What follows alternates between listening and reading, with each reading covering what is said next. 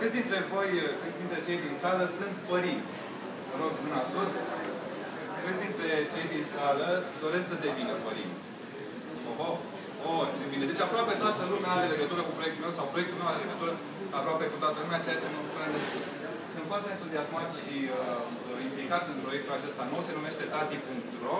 Este un site, este primul site din România care se dedică, nu exclusiv, dar se dedică în principal taților. Am ajuns la acest site, la această idee, pentru că în momentul în care soția mea a rămas însărcinată, am descoperit că informațiile pentru noi, pentru bărbați, sunt spre inexistente în România. Nevoia există, va deveni o comunitate și un loc foarte important pentru tați să-și exprime părerile, să-și dea sfaturi, avem nevoie de sfaturi de la veterani și vă cer ajutorul în a deveni o resursă importantă în parenting și în implicarea tatălui în familie. Mulțumesc frumos!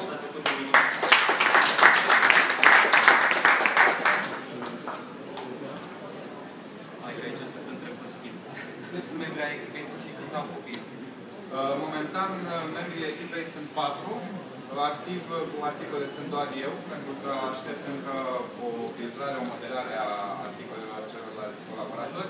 Există o secțiune pe site alături de echipei, deci este deschisă oricui această posibilitate. Cum spuneam mai devreme, am nevoie de veterani, am nevoie de sfaturi. Eu însumi sunt, de pe luna viitoare naște soția în decembrie, deci am nevoie la greu de toate sfaturile pe care le-am pot da. Aceste sfaturi le-am luat deja de la prieteni, de la părinții din jurul meu.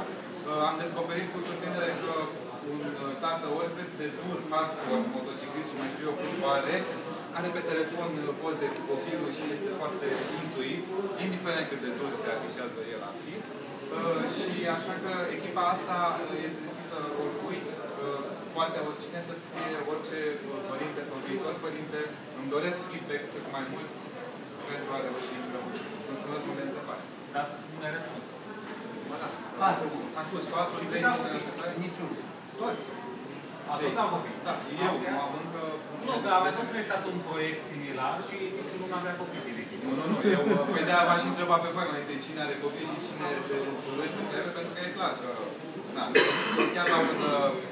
Cunosc un mentor, tot vorbeam mai devreme, care într-un curs al lui a încercat să facă o secțiune de parenting și la un moment dat în sală, într-o sală mare, plină de oameni, a fost întrebat, dar tu ai copii? Și el a spus, nu, păi atunci de ce trebuie să ne povestești nouă despre asta?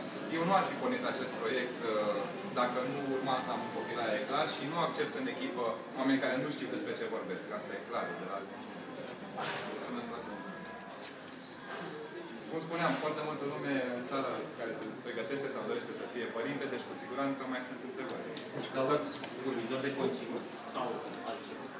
Caut să devină un reper, un punct de reper, un ajutor real pentru părinți. Așa că în momentul ăsta evident că orice fel de ajutor este binevenit. Cum spuneam la prezentarea noastră, promovare, scris, articole, orice, sfaturi, mai ales sfaturi, pentru că bărbații gândesc un pic altfel decât femeile și trebuie chestia asta un pic, așa.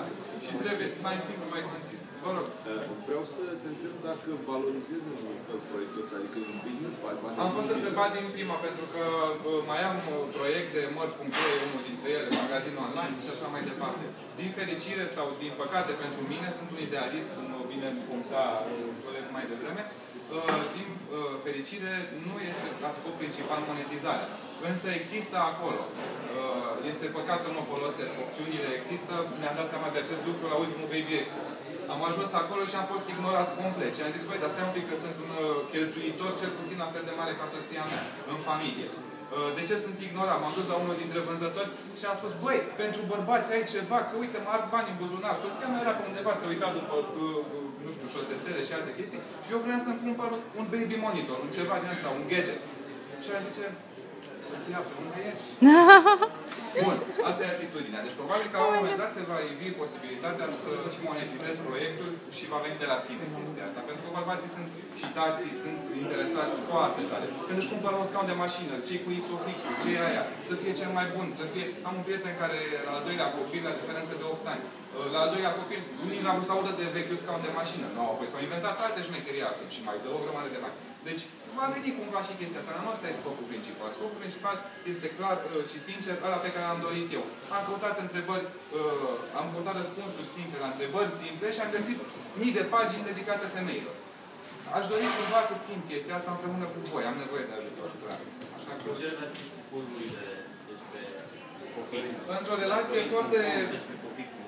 Într-o relație, personal vorbind, într-o relație foarte proastă. Și vă spun sincer de ce. Pentru că pe forumurile pe care le-am găsit eu, mai ales în România, găsești multe informații care duc către panică. De aceea, soția mea, în tot parcursul sarcinii, a avut interdicție pe forum, sincer.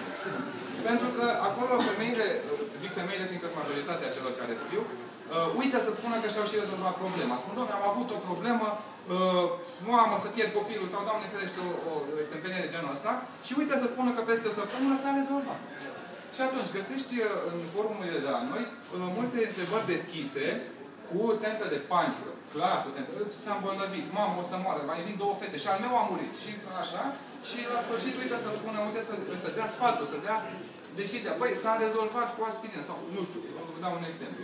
Așa că relația mea personală cu aceste formule este una proastă, fiindcă din fericire stau bine cu nervii și nu m-am panicat. Dacă îi dădeam soției care era cu hormonii atât în timpul sarcinii să citească ceva de pe acolo, era clar panică. Acum, la un nivel profesional, îmi doresc foarte tare să colaborez și să sprijin sau să mă sprijine aceste formule. Să-și dea și ei seama de greșelile sau de lipsurile pe care le au. Fiindcă, în primul rând, să pun panică, peste tot, panică pentru serios, sau știu de ce. Și în al doilea rând, nu au secțiuni dedicate clar bărbaților. Noi nu existăm.